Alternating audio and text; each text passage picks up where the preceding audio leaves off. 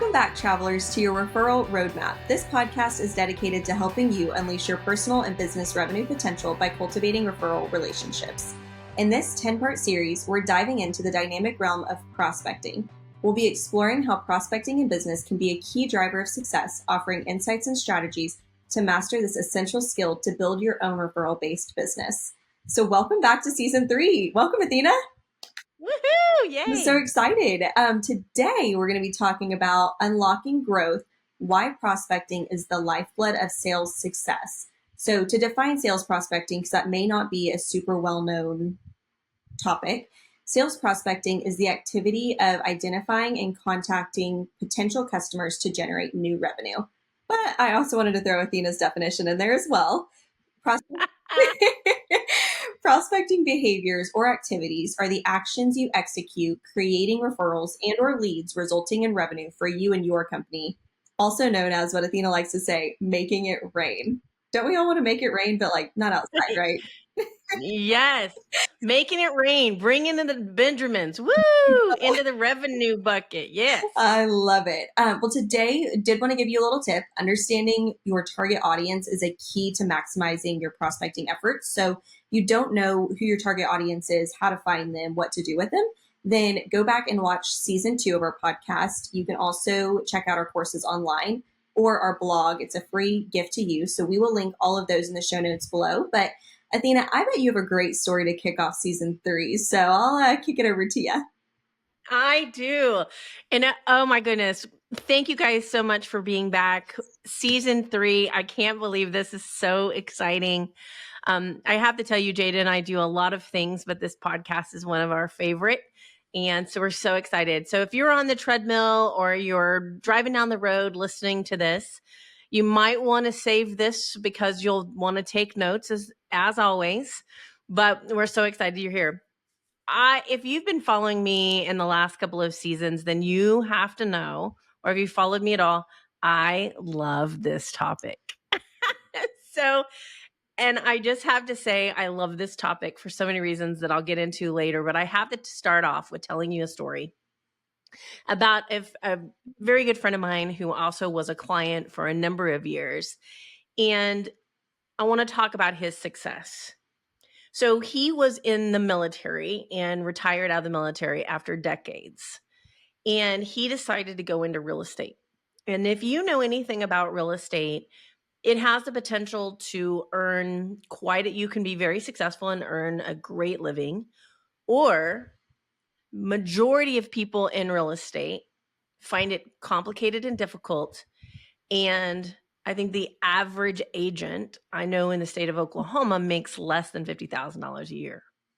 So there's a depravity between people killing it and people barely struggling to get by in this one particular industry. And I could dissect a whole bunch of the reasons why, but that's not what we're going to go into today. What I want to tell you is this gentleman had zero experience in real estate. And he decided, you know what, I'm going to get out of the Army, and after serving my country, and I'm going to do this. And he had success instantly. He was in the top 20% his first year, and his second year in the top 10%. He went on, now he's in the top 5%. But how did he do it? So I want you to think about for a second. You're sitting there and you're like, how do you do that? How do you go into an industry you know nothing about? And it's an industry that the people killing it are killing it and everybody else is struggling. How do you go in and dominate? And that's what I want to talk to you about. It doesn't matter if it's real estate, if it's loans, it's insurance, if it's direct marketing company, it doesn't matter what it is. The key ingredient. When I learned of his success and how short amount of time he was in the industry, I sat down with he and his wife and I said, this was far before they became my clients. And I said, what is your secret? How are you doing this? And we unpacked it together and we realized there were some things missing. But you know when the thing that wasn't missing, Jada? Prospecting. So here's the difference. Here he had to learn an entire new industry. Here he had to put systems in place, learn all of the nuances of this particular industry, and then go out and compete in a highly competitive arena. And what was his magic? His magic was the discipline that the army gave him, told him that if he did the behavior that he knew would win the battle, then he would be successful, even if he wasn't the smartest, even if he wasn't the most seasoned. And that strategy is every morning he prospected. He did the behaviors necessary in his industry to have communication with people that could become clients. Now, you're going to talk about some statistics. I will tell you, in most businesses that I go into and I talk to people, we love our marketing, but we don't love our prospecting. And I have to say, he didn't understand the marketing, but he understood strategy. And so he focused on prospecting. And I say all of this, the only other little secret that he also did is he got the prospecting done in the morning. I want you to understand, no matter where you're at right now, this could unlock your potential in revenue, commissions. This could be the thing that changes your life. So today, as we continue to unpack this, in this entire series, we're going to have a 10-part series where we dissect all types of different nuances within prospecting to help you, because prospecting is about you taking back control, you making sure you know how to make it rain. So, Jada, give us some facts and figures. Awesome. Well, I have a lot of them today, so I will Oh, make sure that they're in the show notes. And I will also, I'm going to read them straight from there. So may still have some mess ups, but hopefully everything will be captured properly. So, you'll do great. oh, thank you. So Dunn and Bradstreet state that prospecting is something that you should do all the time, not just periodically. If you wait until your sales pipeline runs dry before you start prospecting, it could be too late. And the last thing you should do during lean times is to cut back on prospecting in a misguided attempt to save money. Athena, can you speak on that a little bit from your experience and all your years of prospecting before I go into some more data? Yes. So when I talk about rubber meets the road later on, I'm going to really unpack the 90-day influence. But I do want to say this. Not only have I seen this with my clients and other people I talk to, but I've seen it in my own businesses. We often know if there's any part of our sales that start to wither up, it always goes back to behaviors we didn't do. And I will say this is also the area, Jada, as you continue to give some statistics, it's the area we avoid first. Yeah. It's the one we avoid first, and it's the one that has the biggest impact. Yeah. So some things to really think about. And this is right now, in the economy we're in right now, an area that I would ask you to ponder and ask yourself and your team if this is something that you need to pull off the shelf in order to help you get to the next level. Yeah. But keep with the stats. Awesome. Yeah, I get all emotional on this topic. No, that's great. I appreciate it. So HubSpot research states that 34% of prospects are open to speaking with a sales professional at industry events, 21% via LinkedIn, 21% via text, 21% via voicemail, and 18% via other social media platforms. Good to know. You need to know where they're at. Yes. Then more than 40% of salespeople say prospecting is the most challenging part of the sales process. Can we stop there? Yeah. You know why? Why? Rejection. Who wants rejection? Yeah.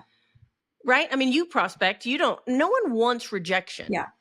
Right? I get it. So if you're listening to this, you're like, yeah, I'm one of those people. You're not alone. None of us wake up and say, I can't wait to get rejected today. So So we'll talk through that. Go ahead. Perfect. And then high performing sales teams spend on average 12.3% more time on sales prospecting activities. Sales pros that seek out and use referrals earn 4 to 5 times more than those who don't. So, more than 40% of salespeople say that prospecting is the most challenging. Oh, we already said that. I'm so sorry. The next one says understanding that more than 40% of people cite prospecting as the most. I'm not going to get. What's that word, Athena? Arduous. Arduous. There we go. Athena's helping me out with some words today. Part of the sales That's process. never going to happen. Write that down. Put it on the calendar. I know. Arduous part of the sales process serves as a poignant lantern, casting its illuminating insights on the on the rough terrains of the sales world. In the narrative tapestry of the blog post focused on sales prospecting statistics, this statistic emerges as a major plot point highlighting the significance of mastering prospecting skills. It snaps into focus an undercurrent of struggle experienced by the very lifeblood of any sales driven organization, their salespeople. So, equipped with this knowledge, companies and training programs can direct their efforts towards refining prospecting methods, thereby aiming to enhance overall sales outcomes. The statistic also resonates with the frontline salespeople, making them feel understood, flagging the importance of continuous skills development in the most challenging area. And that is from GetNext. I hope I pronounced that right. Market data report. And I will link that because there's a lot more helpful tools and tips in that same article and report. So make sure to link that. But Athena, can you tell us, where does the rubber meet the road on this? I sure will. And I'll just unpack, because you guys are like, why did we need to know all that? What's really critical here is if you have a company, your front line. So if we look at a business like you are in war, okay, or it's military, your front line are your salespeople. And you have to understand they don't love prospecting. 40% of them don't love it. 60% like it. Maybe 10% are like, woo, weird like me. But here's the point. These statistics are trying to tell you, one, if you are the prospector on your team, you're not alone. And there's tools and strategies and systems that you need to be put into place, okay? The other piece of it, if you are the business owner, you need to be aware what is going on with your salespeople, okay? Because you need to understand they're out there in the trenches every day, and what can we be doing to help them? So really think through that. I know later on in the series, I'm really excited. We're going to be interviewing one of my coaching clients that we recently created an entire new prospecting plan for her that is changing the trajectory of her business. And she was already successful. So I'm really excited about that. You'll have to come back. But I want to talk, as we begin this series on prospecting, I really want to talk about what it does and why we do it. Now, if you're listening right now and you're like, well, how do I create it? That's later. So make sure that you are liking and saving this series. Right? This is really important because I will unpack how you actually create a prospecting plan. But today I want to talk about why. And this is really heartfelt for me because early in my career, both in, well, all my careers, to be frank with you. So prospecting, when I was in retail in my 20s, we didn't have to prospect, right? It was different. It was all about selling. So I want you guys to realize there's some difference. It's all, we're all selling, but it all happens in a different funnel. So retail sales is different. You wait till the client comes to you and then you sell when they're there. Then I went into banking, and banking was highly prospect driven. We were constantly calling people, engaging with people, and getting people to come in and convert into sell. So I want you to think that's high prospecting. Then I went into international and national manufacturing. And by the way, highly, highly prospecting. We had over 300 distributors in the United States, and then we had licensees in other countries. All of that came from not only marketing, but prospecting behaviors. Okay. So if you look at why, now, then I went into home building. Now I'm in coaching. Why do we do it? Because when we create marketing, we are at the whim of the client seeing the marketing, being in an emotional space to listen to the marketing, to watch the marketing in our digital age now, and that they need our product. Do you see? I mean, Jay, do you see all the components? Yeah. So the person has to be in pain or desire enough to even stop scrolling, to even look at your marketing. And then they need to, the marketing better have a good message so it resonates with them to make them stop. And then third, they need to have a pain or desire big enough to make them lean in. Now, good marketing works really well, but you're still at the whim of other people. Prospecting, on the other hand, is how I define it, the behaviors you control. So prospecting is building relationships. It's building referral relationships. It's calling leads that are in your target. It is building and understanding where are my target market and how do I go and build those relationships.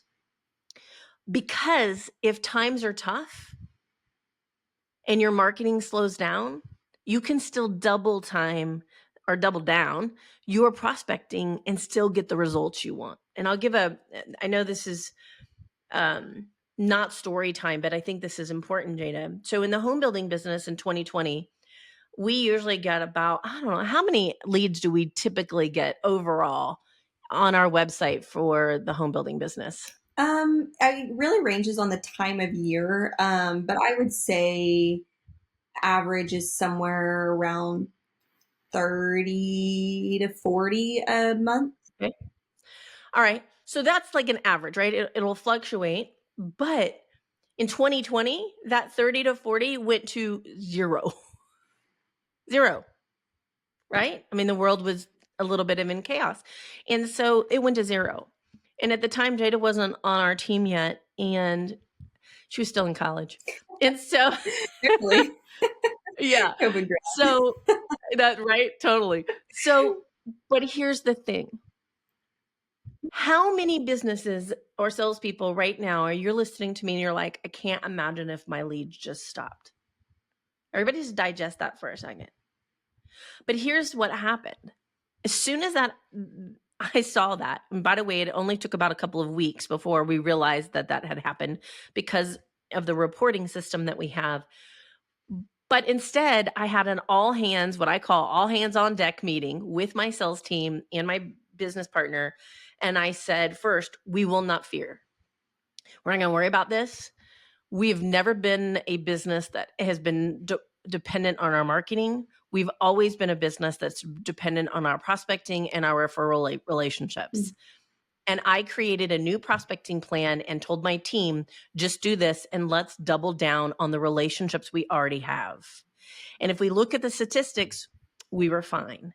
We did not see a 30 to, if you think about if you lose that many leads, we should have gone under. We didn't. So I want you to think through that. This is the difference. Marketing is fantastic and it's essential. But this prospecting, you get to control. If we hadn't done that, I don't know if the home building company could have stayed afloat if we were dependent strictly on marketing.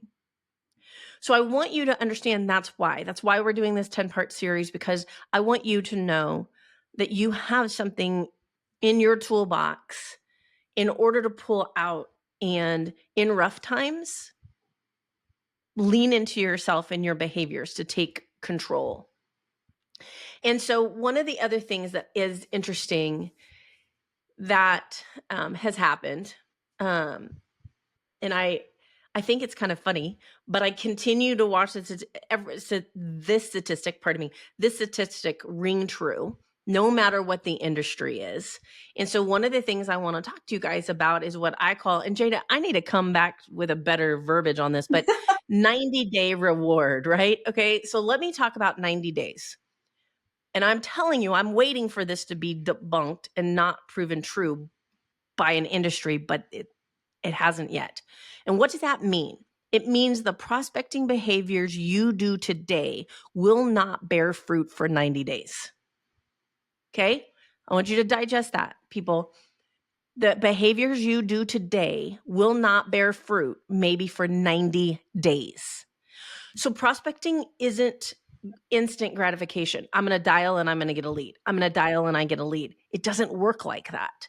And I know that's difficult and it's hard and right?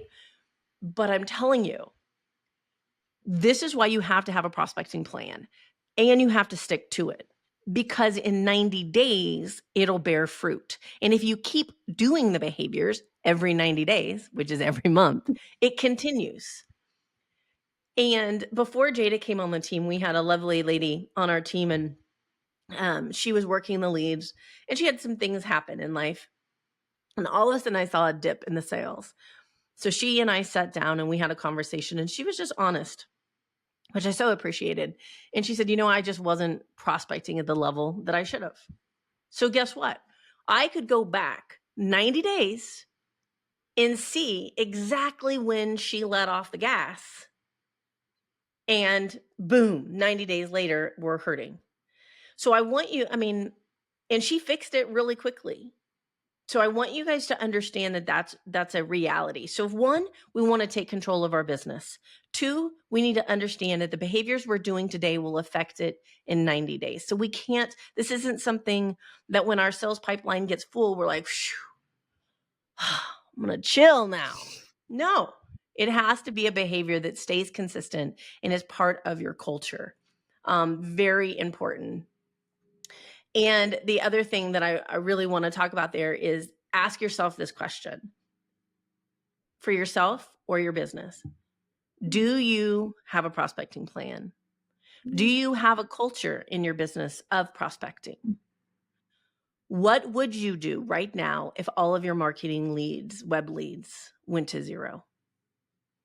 Could you stay afloat?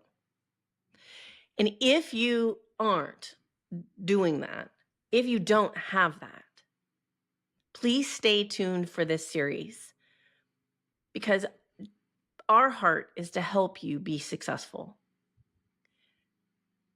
And then I want to ask you, if you do have that, first of all, I want you to be proud of yourself, because very few do.